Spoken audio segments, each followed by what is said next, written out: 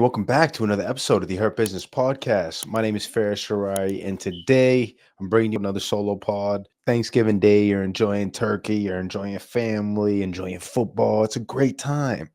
And earlier in that day, it was rumored that Dana White was going to get on during halftime of the Cowboys Chiefs game, drop an announcement, and that he did. He announced that UFC 324 will be headlined by none other than Paddy, the baddie Pimblett, and Justin Gaethje, and they're scrapping for an interim title. Say what you want, say what you will. That's our headlining bout. The return of the female GOAT, Amanda Nunes. She's coming back to challenge the current best female fighter in the world, arguably, and Kayla Harrison. Banger of a fight that is. Sugar Sean's back. He's fighting Song Yadong. Banger of a scrap that's going to be. Waldo scrapping again. It's been a great year for Waldo Cortez. He's fighting the number 8, Derek Lewis, who is just, you don't even got to say it. Derek Lewis is one of the most entertaining fighters that ever was, that ever will be. So he returns against Waldo, who's been on some run this year. My favorite announcements, my favorite fights, which we knew this was going to happen, but now we have a date and a card placement. Gene Silva, Arnold Allen, banger of a featherweight scrap. Those two are, oh man, that's a fantasy fight. I hope nothing happens. I hope both men stay healthy, perfect training camp, and we see this fight because that fight is so good. It's so good. Rose Namajunas, number 6. She's fighting former champ Alexa Grasso, number 3. And then Umar and Figgy in the bantamweights. Honestly, a really fun card. A lot of controversy, though, leave with this announcement. But before we talk that, he also announced that UFC 325 from Sydney, Australia, headlined by Volk and Diego Lopez. More controversy there, which I want to talk about. I'll tell you who I definitely do not want to be currently. 3 fighters. Lerone Murphy, Movsar Evloev, Arman Tsarukyan. 3 guys who are absolutely deserving. Although Movsar has fought like twice in the past 3 years, which not great numbers, but the talent is there. He has big wins against ranked guys. His title shot's inevitable. We could say one more. We can say he could fight this guy, but if you ask me, him and Leron maybe did more than Diego to deserve that title shot, especially when Diego just lost to Volk. So why we don't need to really see that again. I don't know how that even excites Volk. I think he came out on his YouTube and said he'll fight anyone. We already know Volk for who he is. After Murphy's last fight, he deemed him the number 1 contender. And then Mosfar, he knew was in the mix. He said he thought he possibly could have got the shot in December, but none of it came to fruition. UFC called him. Diego. When you think about it, Diego Lopez is a guy who's 6-1 in his last 7 fights, always in fun scraps, and his only loss was to Volk in his last 7 stretch. Only Volk. He rebounded that, had a banger KO with Gene Silva, that elbow, just beautiful stuff. I'm not mad. And Diego had a great post on Instagram, said, I won't say it, but I'll post it. You'll see it here on the screen. He just had a great quote where it's like, yeah, talk your shit. Because when the boss calls, when you get a big opportunity like that, don't blame Diego. You absolutely say yes. And that's what the bosses want. I definitely feel for Murphy and Evloev, and maybe they should fight each other. And then absolutely the winner of that fight gets the winner of the championship fight in February. I think that's what the featherweights do moving forward. And there's still some other names in the division who are possibly one fight away from being in the mix. So a lot of action. Diego gets the opportunity. Let's see about that one.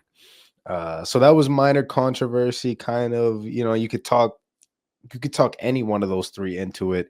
But to me, the absolute person who got robbed in this was Arman Tsarukyan. How in the world was there a title involved at 55 and the name on the docket was not Arman Tsarukyan? The dude has been on an insane run. He's beaten every contender thrown his way. He's accepted every fight, and once dudes actually got in there with him, he's virtually smashed them, proved that he's levels above everybody else. And there was rumors the past few months, and Gaethje making that video about he's gonna sit on the bench or retire if he doesn't get a title shot next. Little bratty, but he definitely got what he wanted, and this time he matches up against Paddy for more interim gold. If I'm a big Paddy guy, this is the best case scenario. This is a fight where you fight a top contender, a guy who's been around the division for the better half of the past decade, dominated the division. Only his losses have been to champions and former champions and in the creme de la creme, would you say? And for him to be now matched against Paddy, who people have been saying the past few weeks he's not deserving of the title shot, which I would agree with. But the reason was he didn't have that signature win. Yes, he smashed Chandler, but he was like everybody kind of smashes Chandler, minus Dan Hooker, right? Everybody kind of gets the better of him in there. But this is that opportunity for Paddy to get in there, get a huge win, signature win, get some gold, headline a pay-per-view, and I'm not mad at it. I'm not mad at it. I felt like these were the two to deem possibly a number one contender. But after Arman smashed Hooker like that and got on the mic, called for Ilya, that was the fight. That's the fight. And yeah, Ilya did get on social media and say he was going through some personal things and he was going to take a side. He was going to take the sideline, let an interim belt be a thing, and he was going through personal stuff. And hope that all goes well. But at the end of the day, the number one contender's name is Arman Tsarukyan, and now there's an interim belt now being made for a fight that doesn't involve the number one contender. It's very sketchy, very controversial. But if I'm a Paddy fan, it's a big opportunity. It's huge. It's huge, and I will be excited for Paddy fans. Should be excited. Arman fans, not so much. Especially when Dana White gets on the mic and says that the winner of this gets Ilya next whenever he does return. That's tough. That's tough. And who knows how long this thing that Ilya is going through will last? What if it lasts all of 26? Now does the winner of that UFC 324 headlining slot does the winner of that championship bout now defend against Arman? Is that in the mix? Now we're defending interim titles. I don't know. It's really weird, shaky stuff at the top of the lightweights right now. But Arman Tsarukyan, I think, needs to pull a Paddy and just say, if I don't get a title shot, I retire or I'm going to 70. And I'm fighting somebody there because I need to get my hands on something. And nobody at 55 seems to want to fight him and or give him the credit. What else does he have to do? Who else does he have to beat? And also, could this secretly be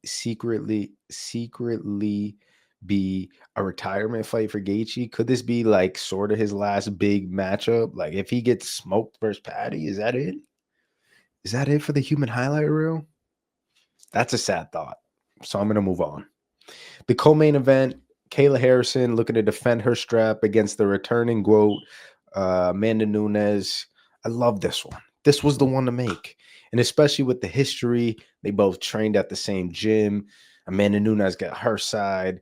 Kayla got her side. And since now Nunes has her own gym, own situation, so they won't even be training under the same roof, which is needless to say because they're fighting against each other. But she now has her own space. The two captains of that gym are now head to head for a world title. It's honestly a Cinderella story, and there was some controversy surrounding this in the main event, as in like why wasn't this over the interim title shot? This is actual gold. This is a female GOAT, and maybe a passing of the torch. Would you say if Kayla goes in there and shows her that ring rust is real? Mother time, would you say, catches up to you? If Kayla shows all these things in the octagon, it shows that activity is the best ability. If she goes in there and shows that and dominates Nunes, is she the new GOAT that we're looking at? Maybe. And then let's not forget Shevchenko called her out a few months ago. If Kayla Harrison can somehow make 125, which I don't deem possible, given how much she struggles to make 35, If there was a world where she can make 25 and challenge Valentina after this, that's the goal. Come on. Come on.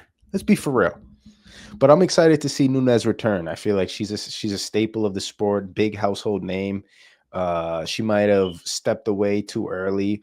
Some may say pulled a little Henry Cejudo, but she had title defenses. She did it all, and she's now coming back to maybe regain her belt and continue on the legacy. How sick would it be if Nunes smashed Kayla on the feet and just pieced her up? How sick would that be? How sick it wouldn't be the first time we see Nunes knock somebody out, somebody who's never been knocked out. It's if anybody, it's her. And she's coming back. The GOAT. Moving on, Sugar Sean O'Malley, number 2, taking on the number 5, Song Yadong. This one, you can't tell me that this is not a sweet scrap. Two guys who are not going to shoot a takedown. Song Yadong hits like a truck. He hits wicked hard, knocks everybody out. And Sean is just so aesthetically pleasing in terms of fight style. He hits you with all sorts of shit. And stylistically speaking, this is the best. This is a great matchup for Sean. This is where his style should shine, and where Song Yadong is just going to be trying to march forward, and Sean can piece him up on the way in and out, and then use his length to create damage. And yeah, sweet fight for sure. Maybe the number 1 contender leaving that fight. I don't know. There's Umar and Figgy also on this card that also could deem the number 1 contender if if Umar gets a big finish, or the contrary, Figgy finishes Umar. Not out of the realm of possibilities. Figgy's only lost to like Peter Yan, Corey's like the creme de la creme of the division. I mean, I'm probably seeing Umar taking that in a fun grappling match, but whoever has a better performance on the night probably gets the winner of UFC 323's main event in at the end of December. Not the end of December, next week. We'll be covering that card next episode, so come back for that. Be a few days. Hopefully I can get a buddy to get on here and talk some shit with me, but we'll see. We'll see how that plays out. Waldo, the Dominican Poppy, and the Black Beast, the Popeyes Poppy. They're in there. They're in there for Waldo's has some momentum on his side though. Some momentum. I also don't see this fight leaving the first round. Just scrap. Just throw it at each other. And momentum is a real thing. So probably Waldo. Sorry, Black Beast. Like I said at the top, number 11, Gene Silva taking on number 6, Arnold Allen, in a pure striker versus striker. Two guys who hit like absolute trucks, matched together. No takedown will be thrown, which is some of the best stuff. That's what the casuals love. That's what I tend to love. Just to stand up on your feet and let's war. Let's war. And that seems to be Arnold Allen's MO. Silva's coming off the Diego Lopez KO, so you know he wants to redeem himself in dramatic fashion. Stylistically, a good matchup from him. A guy who's also just wants to strike with you, make it a fun scrap. Gene is a lot more flashy than Arnold is. Arnold's a lot more like traditional, perfect technique. Just hit you like mad hard and just throw. Yeah, that's everything. That's a fighter dream fight right there. So I'm excited for that. And then Rose Namajunas, number 6, versus the former champ. She's also a former champ. Rose, respect. My bad. Didn't say that right there, which my mistake. Number 6 champ, Rose Namajunas, taking on number 3, former champ Alexa Grasso, and another just fun stylistical matchup. Two chicks with probably the hot, like just peak IQ in terms of fighting. They just know what to do in there, and they're in there together. So the battle of the brains, and I'm excited for that one. So let's see how that plays out. That's UFC 324. That's also the UFC's first Paramount Plus card. Which, how are we feeling about that? I'm kind of curious what your takes are. Are we excited not to have to worry about pay-per-view and ESPN Plus and all that bullshit? Because for me, I sure am. I sure am. I feel like, especially since they announced the Paramount deal, ESPN has just not gave a fuck about UFC and its content. On fight night, it used to be the first thing, regardless if it was the prelims of UFC 320, like a numbered event, or if it was a fight night, it would be the number one thing when you open the ESPN watch portion of the app. But these days, now you have to like fish. You're like scrolling, no UFC, no UFC, even pay-per-view. Like it's not as easy as it once was. Makes sense. They lost the contract. They're like, fuck these people and the fans. It doesn't even matter to us anymore. I imagine their app is dramatically going to lose a bunch of subscribers. Personally, I don't see a need for ESPN Plus after the UFC moves on, respectfully. Now I'll need a Paramount Plus subscription, which I don't currently have. Uh, but I'm excited. I'm excited not to have to worry about the pay-per-view wall. Hopefully we can rewatch fights right after pay-per-view wise. Like these days, if you don't buy it, you don't watch it until months, weeks, and you just can watch it in clips online. But in the event that they're all on this app, the event ends and you're like, that was such a banger. Paddy versus Gaethje went 5 rounds and it was war. I gotta watch that again. Could you just watch it right after the event ends? I hope so. I do sure hope so, because that would be awesome for rewatching fights, having that content available, and just being up to date. You know, I'm a guy who likes to rewatch fights. I might be alone, but I do rewatch fights. After this weekend's UFC 323 card, there is no event till 324, which is 6 weeks, gang. What are we gonna do? What are we gonna do for 6 weeks without a fight? What are we gonna do? I don't know. I'm still trying to figure out. So if you find a new hobby or a new Saturday night gig, let me know, because I'm currently searching one for about 6 weeks, between this Saturday and the last Saturday of January. So let me know down below. In other news in the world of MMA, Tom Aspinall breaks his silence since the Cyril Gane eye poke. He is not happy one bit, which I'm sure you can't be in that situation, right? You get eye poked, world championship fight. You train for months and months to come to a night, and you get eye poked. But also in this video, he addressed the nosebleeds. I wrote down a quote where he was like, "Yeah, the nose, you punch it, it bleeds, it happens." Referred to his training partners. And apparently that happens with Tom, but he was getting punched on.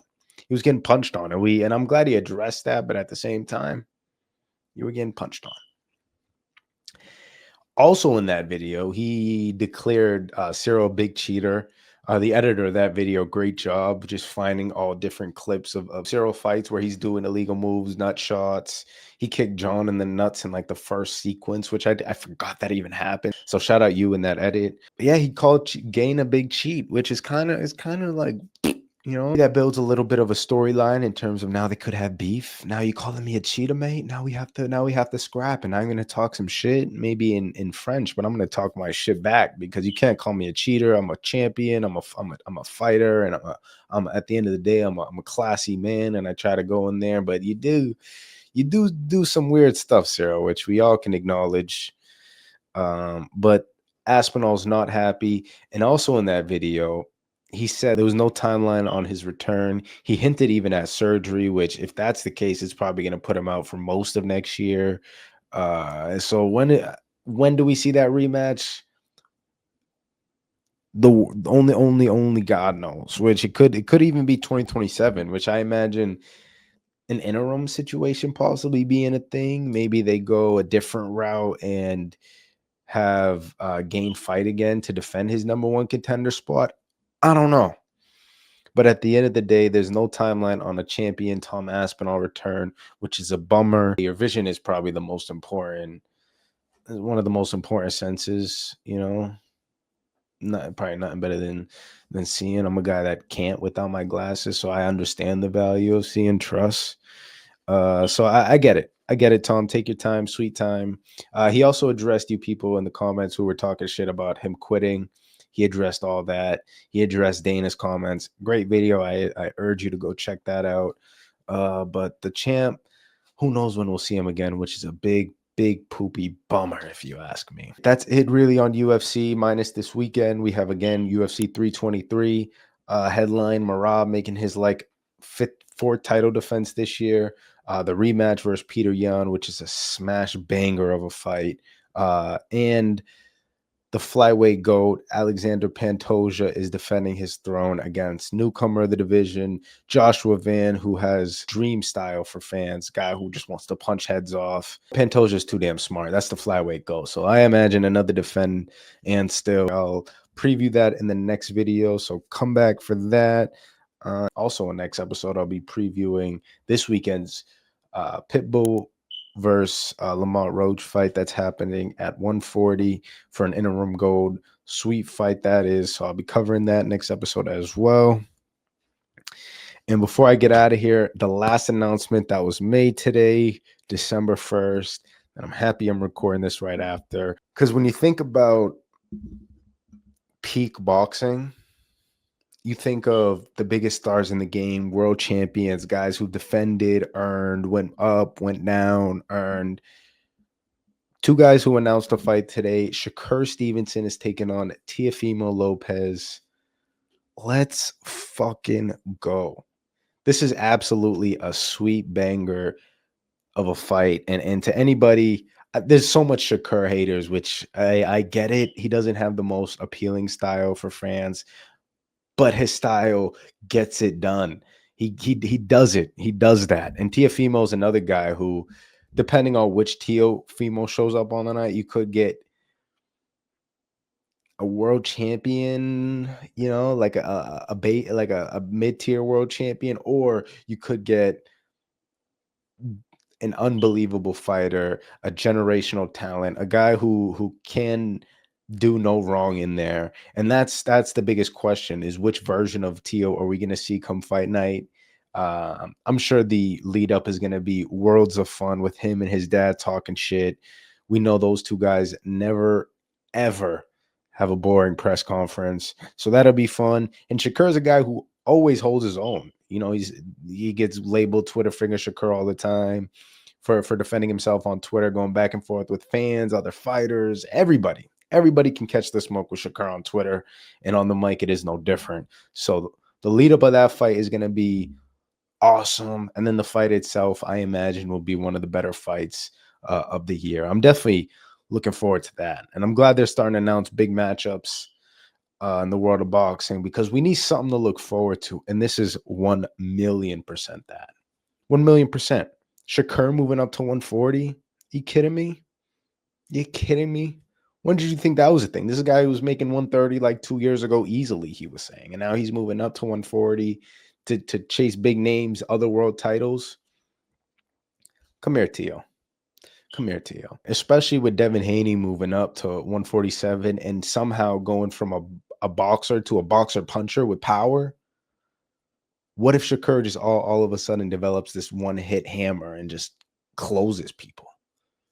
You can't tell me it's not possible.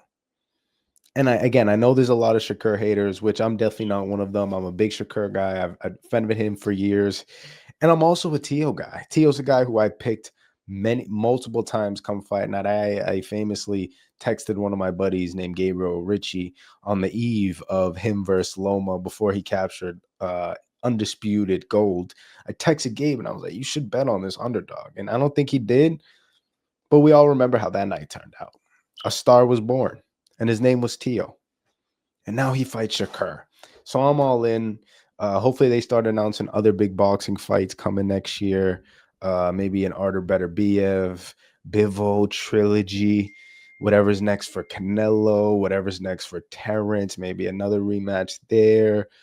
We already have Benavidez thing to look forward to, which Zerto's fighting in a few weeks. So this is, if he wins that fight, he gets the Benavidez fight, but it's only time will tell. All right, I regress. This is fun. This was fun. Boxing's the best. I'm sad there's no UFC for 6 weeks time after this weekend, but it is what it is. So yeah, if you made it to this part of the video, I greatly appreciate your support. Please like, subscribe on YouTube, rate 5 stars everywhere else. check us out on TikTok, IG. Shoot a DM. Let me know what you think. And if you want to collab, please, DMs are always open for you too. And until next time, free Palestine. Bye bye.